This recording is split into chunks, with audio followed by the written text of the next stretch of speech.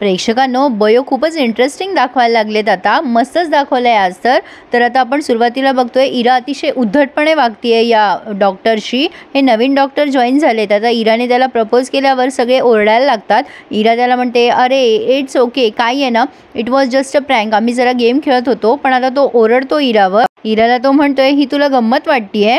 इरा त्याला म्हणत असते, चिल, अरे हा प्रँक होता, सांगितलं ना तुला. पण हेतल येऊन उगाच मध्ये मध्ये बोलते आणि म्हणते, अगं त्याला असं वाटतंय तू सिरियसली प्रपोज केलाय, 440चा झटका लागलाय त्याला. इरा म्हणते, सिरियसली? हेतल म्हणते, हॅलो हॅलो हँग ऑन, मला असं वाटतं की हा अजूनही शॉकमध्येच आहे. आणि त्या दोघी फिदी फिदी हसायला लागतात त्याला.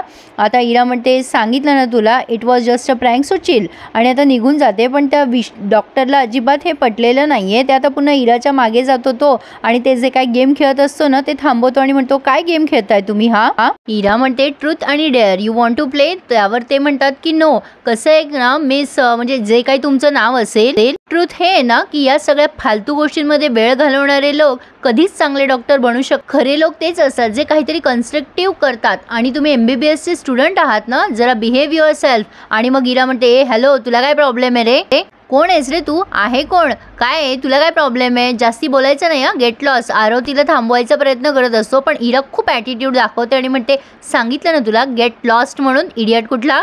तेवढ्यात राजाराम भाऊ येतात आणि म्हणतात, विशाल पाटील तुम्हीच का? त्यावरती ते हो असं म्हणतात. आणि मग सगळ्यांनाच कळतं की हे डॉक्टर विशाल पाटील म्हणजे नवीन जॉईनिंग आहे. राजाराम भाऊ म्हणतात की हो, तुम्हाला डीन सरांनी बोलवलंय. त्यावरती विशाल म्हणतो, ठीक आहे चला. तसंही माझा इथे खूप वेळ वाया गेलाय. आता ते जात असतात तेव्हा तिथे पाणी सांडलेलं असतं आणि त्यावरनं ते घसरणार असतात. बाय द वे यांना अरेतुरे केलं तरी चालेल म्हणा. तर आता तो विशाल घसरणार असतो तर बयो त्याला सावरते आणि विशाल तिला थँक्यू म्हणतो. पण इरा मात्र अशी ॲटिट्यूड देत असते, म्हणजे नेहमी बयो मध्ये मध्ये करते ना म्हणून. असो तर आता हे दुष्यंतला पोटे सर म्हणत असतात, सर तुम्ही माझी काहीतरी दखल घ्या ना, मी किती काही केलं आहे आपल्या दवाखान्यासाठी. त्यावरती दुष्यंत म्हणतात, काय हो पोटे, एवढी काय इनसिक्युरिटी आहे तुम्हाला?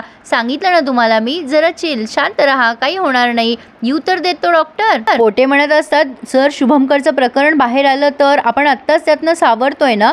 दुष्यंत म्हणत असतात, अहो काही होणार नाहीये. दुष्यंत खूप हलक्यात घेत आहेत विशालला, पण आता हे त्यांच्या अंगाशी येणार आहे.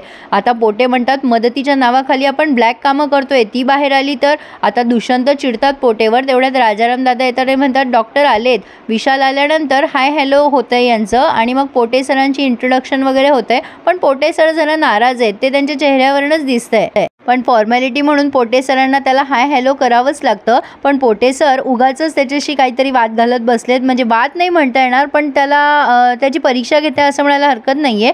काय आहे ना, तुझ्यासारख्या निष्णांत डॉक्टरांची आम्हाला खूप गरज होती. पण काय रे, शेवटी बिझनेसच ना. त्यावरती हा खूप छान उत्तर देतो त्याला की हे बघा, डॉक्टर म्हणजे देव असतो. रुग्ण डॉक्टरांना देव समजतात, कारण देवाने आपल्याला ती ज्ञानाची शक्ती दिली आहे. आपण दुसऱ्यांना जीवनदान देऊ शकतो म्हणूनच ना. हां, तुम्ही जर बिझनेस म्हणत असाल तर तो बाय प्रोडक्ट येतो. पण आपण बिझनेस करायला इथे नाही आहोत, रुग्णांची सेवा करायला आपण हा डॉक्टरकीचा पेशा घेतलाय. मला असं वाटतं, जे डॉक्टर पैशासाठी हा व्यवसाय करतात ना, त्यांना डॉक्टर म्हणून घ्यायचा अधिकारच नाहीये. पोटे आता पुन्हा काहीतरी बोलणार, तेवढ्यात दुष्यंत त्याला थांबवतात. पोटे, बरोबर बोलतोय तो. ॲक्च्युली मला आवडलं, छान बोलतोयस तू, मला तुझे विचार खूप आवडले असं ते विशालला म्हणतात. आणि तू उद्यापासून जॉईनिंग करू शकतो असं ते विशालला म्हणालेत. पण विशाल म्हणतो, उद्यापासून का, आजपासून का नाही, आजचीच जॉईनिंग डेट आहे ना माझ्या अपॉइंटमेंट लेटरवर. आणि आता दुष्यंत त्याच्याकडे बघतच राहतात. प्रेक्षकांनो, ह्याचे विचार बरेचसे बयोशी मिळते जुळते आहेत आणि अतिशय प्रामाणिक डॉक्टर आहे हा आलेला. आता हा दुष्यंतच्या डोक्यावर मिऱ्या वाटणार हे मात्र नक्की, म्हणजे दुष्यंत सरांना तो डोईजड होणार आहे हे मात्र नक्की. मग पोटेला ते म्हणतात, पोटे त्यांना जरा हॉस्पिटल दाखवून या आणि त्यांचं केबिन सुद्धा. आणि आता हा विशाल लगेच हॉस्पिटल बघायला गेलाय आणि अतिशय प्रोफेशनल, खूपच मस्त दाखवलं याचा ॲटिट्यूड, मला आवडला याचा रिव्ह्यू. तर आता इरा उगाचच वाद घालत असते. आता ह्या मुली म्हणतात, इरा मस्करीची कुस्करी होईल असं दिसतंय. इरा म्हणते, मला काय माहिती तो डॉक्टर आहे म्हणून, आणि तसंही तो चेहऱ्यावरनं डॉक्टर वाटत पण नाही. आरव म्हणतो, इरा असं काय करतेस ग तू, कोणालाही असं चेहऱ्यावरनं का जज करतेस? तर इरा म्हणते, अरे मी काय करू, मला नाही वाटलं तो डॉक्टर म्हणून मी बोलून गेले त्याला. पण आता बयो तिथे उगाच मध्ये बोलते बरं का. खरंच बयो म्हणते, काय आहे ना वैभवी, कोणाच्याही रंगरूपावरनं त्याला जज करू नये. शेवटी बाह्यरूप नसतं ठरवत, आपले आतले कौशल्यच ठरवतात की आपण कोण आहे ते. डॉक्टर होण्यासाठी ज्ञानाची गरज आहे. मग इरा येते आणि म्हणते तू कशाला मध्ये मध्ये बोलतेस ग, तुला कोणी विचारलं? आणि बाय द वे चुकून माकून म्हणजे चुकूनच तू जर डॉक्टर झालीस तर हे तुझ्यावर पण लागू होतं बरं का. तू डॉक्टर नाही दिसणार, मोलकरीणच दिसणार आहे. आणि तुला कशाला पुळका येतोय का या डॉक्टरचा? का अभिराम सोडून आता याला धरायचा विचार आहे? बयो खूप चिडते आणि म्हणते इरा जरा ना दुसऱ्यांना बोलायच्या आधी विचार करत जा. अगं तू पण एक बाईच आहेस ना.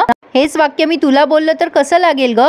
नाही, जरा बाईच्या इज्जतीचा विचार करत जा आणि जरा दुसरेही कामं असतील तुझ्या आयुष्यात तर तेही कर. आता हा एवढा मोठा टोमणा ऐकल्यावर इराचा गटाणा झालाय आणि तिला खूप संताप झालाय. आता ही त्यातनं हे तर उगाचच मध्ये बोलते तुझ्या इज्जतीचा फापडा करून गेली ती. मग ही अंकिता म्हणते फापडा नाही ग, फालुदा असतं ते. त्यावरती इरा चिडते आणि म्हणते चुप्प बसा तुम्ही दोघी जणी, हिला तर मी बघूनच घेईल. तर आता इकडे पोटे सर हॉस्पिटल कमी आणि स्वतःचं कौतुक जास्ती करतायत त्याच्याकडे, विशालकडे. म्हणजे आता एका स्टुडंटने सहज त्यांना गुड मॉर्निंग म्हटलं, लगेच पोटे सर म्हणतात किती रिस्पेक्ट देतात ना सगळे मला. काय सांगू, एवढं काम असतं मला, सगळी कामं मीच करतो आणि माझ्यासारखा हुशार डॉक्टर इथे नाहीच आहे. पण विशाल मात्र त्यांना एंटरटेन न करता म्हणतोय इथे स्टाफ किती आहे, ॲम्ब्युलन्स किती आहे आणि किती वर्किंग स्टाफ आहे आणि बरंच काय काय प्रश्न विचारतो. म्हणजे हॉस्पिटलच्या संदर्भातच पोटे सरांना जरा उत्तरं देता काय म्हणतात त्याला नाकीनऊ आले असं म्हणायला हरकत नाही आहे. पण दिलेत त्यांनी छान उत्तरं सगळ्या गोष्टीचे. पण मध्येच त्यांच्या बायकोचा फोन आलाय सुट्टी घ्या म्हणून. तर आता पोटे सर त्या विशालला टाळतात आणि म्हणतात तू जा, मला जरा काम आहे 5व्या मजल्यावर. आता विशाल तिथनं जात असताना शुभमकरांच्या खोलीसमोर आलाय डायरेक्टली. आता शुभमकर आतनं दरवाजा वाजवत असतात. विशाल बघतोय की कडी आत, पण तो कडी उघडतो. शुभमकर डायरेक्ट समोर जात असतात. खरं सांगू प्रेक्षकांनो, आता हे म्हणताय शुभमकर कधीच उभा राहणार नाही, पण आता ते तर डायरेक्ट चालायला लागले. म्हणजे बरीच प्रगती आहे शुभमकरांमध्ये. हा विशाल त्यांना विचारपूस करतोय कोण आहात तुम्ही, काही त्रास होतोय का तुम्हाला, या आतमध्ये मी तुम्हाला बसवतो. आता त्याने आपुलकीने शुभमकरांना बसवलंय. त्यांना म्हणतोय कोणी नाही आहे बाहेर, बसा तुम्ही. आता त्याने सगळं ते परिस्थिती बघितली आहे, समोर फोटोज लावलेले असतात वगैरे वगैरे. आणि काय आहे काय नाही ते त्याला एवढं काही कळलं नाही आहे. पण प्रेक्षकांनो तो शुभमकरांना ओळखतो असं दिसतंय. आता त्याने फाईल चेक करायला घेतली, तेवढ्यात तिथे त्याला सविता थांबवतेच. म्हणजे सगळे डिटेल त्याने वाचले नसावेत कदाचित, पण त्याने नाव वाचलंय शुभमकर देवचाके. हे शुभमकर देवचाके आहेत असं तो मनाशी बोलतो. पण सविता येऊन त्याला म्हणते कोण आहात तुम्ही आणि डिरेक्टली आत कसे काय आलात. तो म्हणतो होल्ड ऑन, मी इथला नवीन जॉईन झालेला डॉक्टर आहे आणि तुम्ही असं पेशंटला कडी लावून का बंद ठेवलं आहे आणि काय झालं आहे यांना. पण सविता उत्तर द्यायचं टाळते आणि म्हणते सर सॉरी मला कळलं नाही तुम्ही नवीन जॉईनिंग आहात, मी तुम्हाला केबिनपर्यंत सोडू का. त्यावरती विशाल म्हणतो नाही काही गरज नाही आहे, पण पेशंटकडे लक्ष द्या. आता विशाल असं बोलून तिथून निघून गेला आणि त्याच्या केबिनमध्ये आला आहे. कॅबिनमध्ये त्याच्या नावाची पाटी असते, ती तो कुरवाळतो आणि गालातल्या गालात हसतोय. आणि विठ्ठलाची एक सुंदरशी मूर्ती त्याने त्याच्या टेबलावर ठेवली आहे. त्या विठ्ठलाच्या मूर्तीला त्याने नमस्कारसुद्धा केला आहे. छान दिसतोय हा स्वभावाने. काहीतरी पॉझिटिव्ह दिसलं ना प्रेक्षकांनो की डोळ्यांना बघायला पण आनंदच मिळतो, काही म्हणा तुम्ही. तर आता बयोने अभिरामला गाठलं आहे आणि त्याला सॉरी म्हणतीये कालच्यासाठी, तिच्यामुळे त्याच्या आईने त्याला ओरडा दिला होता ना म्हणून. आणि तिने अभिरामला ड्रेसचे पैसे परत केले. अभिराम म्हणतोय की आई तुला बोलली म्हणून पैसे देतेस का. त्यावर बयो म्हणते अरे तसं नाही रे, तसंही मी तुला ड्रेसचे पैसे देणारच होते की, तर आता दिलेत. पण अभिरामला मात्र हे आवडलं नसावं कदाचित असं दिसतंय.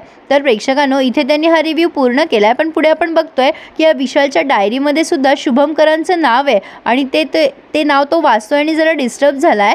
गौतमी दुष्यंतला म्हणत असते ते फोटो काढले की नाही सगळे तू इरा आरवच्या लहानपणीचे. आता बयोने ते फोटो काढलेले बघितलेत आणि ती दुष्यंतला डायरेक्ट येऊन विचारतीये सर तुम्ही माझ्या बाबांच्या खोलीतले ते फोटो का काढलेत. आणि तिच्यासोबत आरवसुद्धा आहे. आणि गौतमी फोनवर बोलत असते तेव्हा सुमनने ऐकलंय, त्यामुळे आता यांचं भिंग लवकरच फुटणार असं दिसतंय प्रेक्षकांनो. काय मग प्रेक्षकांनो आवडला की नाही रिव्ह्यू. मग प्लीज लाईक करायला विसरू नका, आज भलता मोठा दिलाय मी. आणि चॅनलला सबस्क्राईब करायलाही विसरू नका. तुम्हा सगळ्यांना वसुबारसेच्या हार्दिक शुभेच्छा आणि शुभ दीपावली इन ॲडव्हान्स. धन्यवाद.